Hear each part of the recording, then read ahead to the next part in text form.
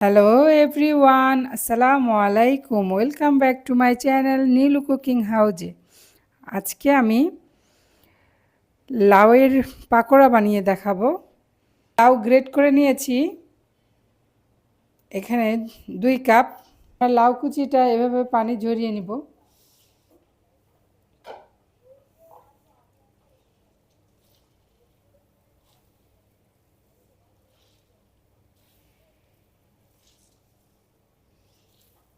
লাউ কুচির মধ্যে এখন 1 কাপ পেঁয়াজ কুচি দিয়ে দিব।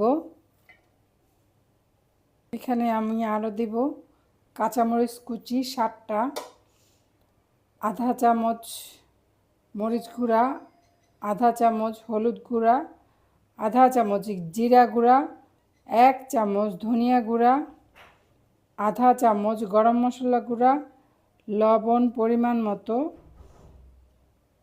আজওয়াইন দিব আধা চামচের একটু কম। আজওয়াইনটা একটু হাতে নিয়ে এভাবে ডলে দিবেন। এবার সব উপাদানগুলো আমি দিয়ে দিব। বেটে রাখা মুগ ডাল ও মসুরির ডাল আমি কিছু আস্ত রেখেছি আপনাদের দেখানোর জন্য। পেঁয়াজু বানালে, পাকোড়া বানালে এটা হচ্ছে আপনার সিক্রেট। আপনার পাকোড়া সবসময় মচমচে হবে। মুগ ও মসুর ডাল বাটা 1 কাপ পরিমাণ দিয়ে দিয়েছি। এখন এটা ভালোভাবে মেখে নিব। নরম মনে হয় কিছুটা বেসন দিয়ে দিতে পারি, আমার মনে হয় না এখানে আর বেসন লাগবে।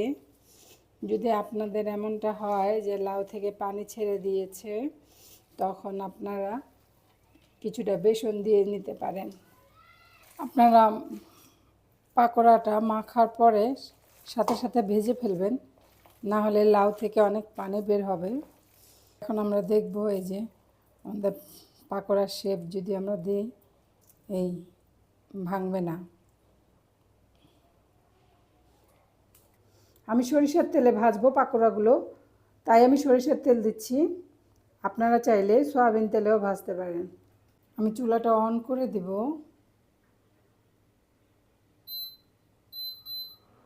আমি 140-এ রাখবো। আমি ইন্ডাকশন ব্যবহার করি।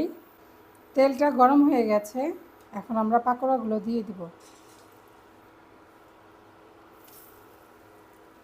আমি বড় বড় করে পাকোড়াগুলো ভেজে নিচ্ছি, আপনারা চাইলে ছোট করেও ভেজে নিতে পারেন। ঝাল আপনারা আপনাদের পছন্দ মতো বাড়িয়ে কমিয়ে নিতে পারেন। দেখতে পাচ্ছ সরিষার তেলে কিভাবে বাবল হচ্ছে। আমরা যদি ছোট পাত্র নিতাম তাহলে তেল উপচে পড়ে যেত।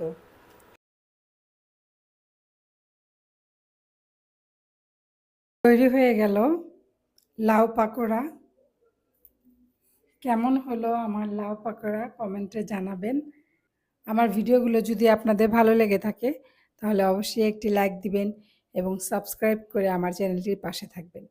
সবাইকে শুভকামনা জানিয়ে আজকের মতো এখানেই বিদায় নিচ্ছি। আল্লাহ হাফেজ।